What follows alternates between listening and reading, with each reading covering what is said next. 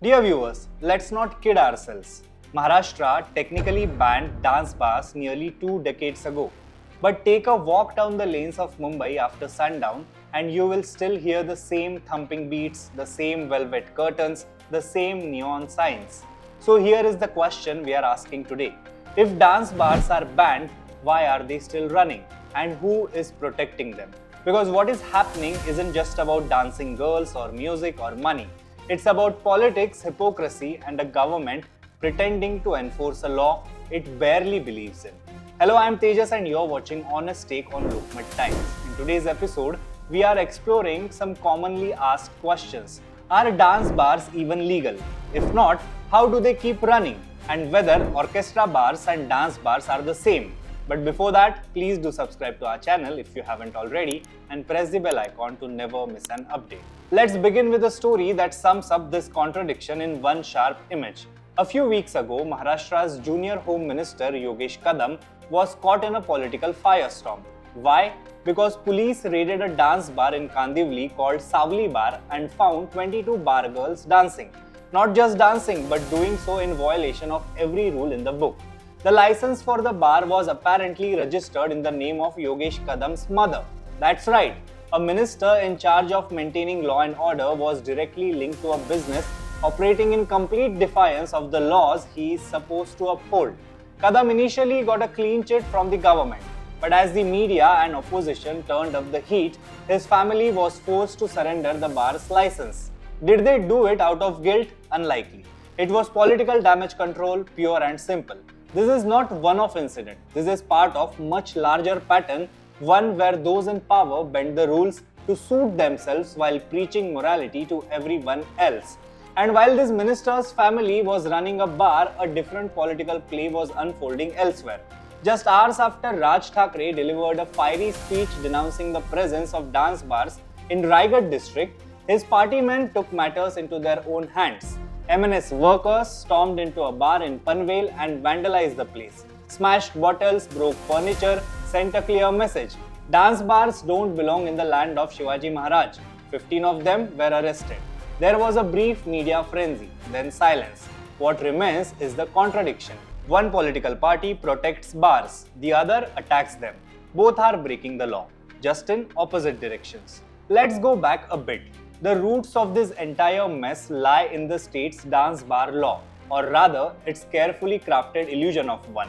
The Maharashtra prohibition of obscene dance in hotels, restaurants and bar rooms and protection of dignity of women working therein, Act 2016. Yes, that's the full name of the law.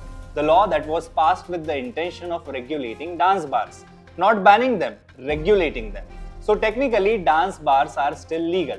But the conditions imposed on them are so impossible, they make it nearly unviable to run one legally. You are allowed to operate between 6 pm to 11:30 pm. There must be written contracts for every performer. No alcohol is allowed in the dance area. No money can be thrown at performers. The stage must be clearly demarcated. CCTVs must be installed everywhere, including inside the green rooms. And the bar must be located at least a kilometer away from any place of worship or educational institution. Now think about that last one for a second. A kilometer away from school or temple in Mumbai, where every street has at least one temple and a couple of tuition classes. It's a clever trick, a ban without calling it a ban.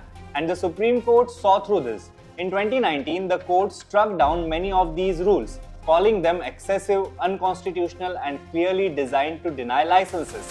Yet, despite that ruling, the government hasn't issued any new licenses for dance bars since 2005. So on paper, they are legal. In practice, they are treated like a crime. And that's where the loophole game begins. Enter the orchestra bars. Officially, these are licensed venues for live music performances. Only 5 female performers are allowed on the stage. But in reality, many of them are just dance bars with a different nameplate. The music is live, sure, but there is also dancing, tipping, and sometimes even hidden trapdoors and secret exits to escape police raids. The performances go on well beyond permitted hours, and the number of women on stage often 2 to 3 times the allowed limit. There are roughly 250 to 500 such orchestra bars operating in Mumbai today. Most operate with the tacit understanding of the local police. Some even have full-time lawyers to manage the fallout from the inevitable raids. And raids do happen, but rarely to shut things down permanently.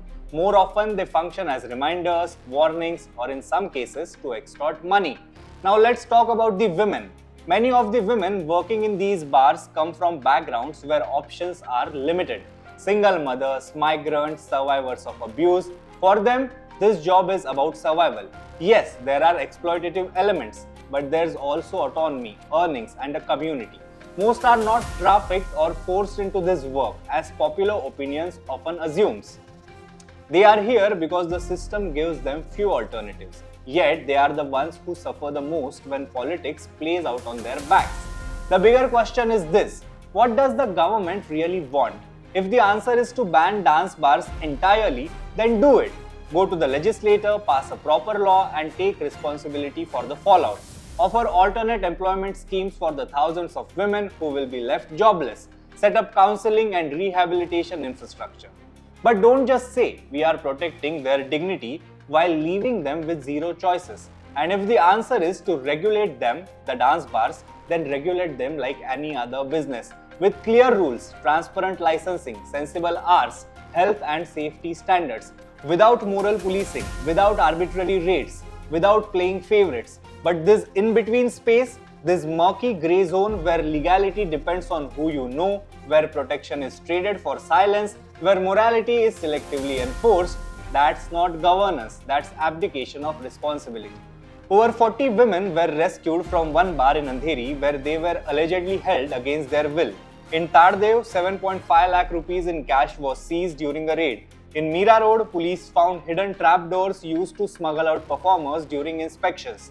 Several senior police officials were suspended after internal inquiries revealed they were tipping off bar owners ahead of the raids. This isn't a side story, this is the story. A parallel economy run through licenses and loopholes, managed through handshakes and threats. It exists not because the law is unclear, but because the enforcement of that law depends on who you are and how much can you pay.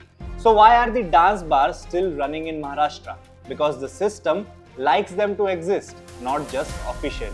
Because keeping them in a grey zone helps politicians dodge the accountability, helps police extract cuts, and keeps moral outrage alive during election season. Let's call it what it is: a controlled contradiction, run for convenience, not law. And in the middle of all this, it's the women performers who suffer, caught between law and loophole, glamour and stigma, survival and silence. The government can't have it both ways. If you want dance bars banned, ban them fully and offer real rehabilitation to the women who work there. If you want to regulate them, do it transparently. No hypocrisy, no harassment, no shady loopholes. Until then, Maharashtra's dance bar policy will remain what it is right now: a bad dance of law, power and politics. I'm Tejas and this was your honest take for the day. If this raised questions in your mind, like, share and speak up. We will keep asking the questions that matter.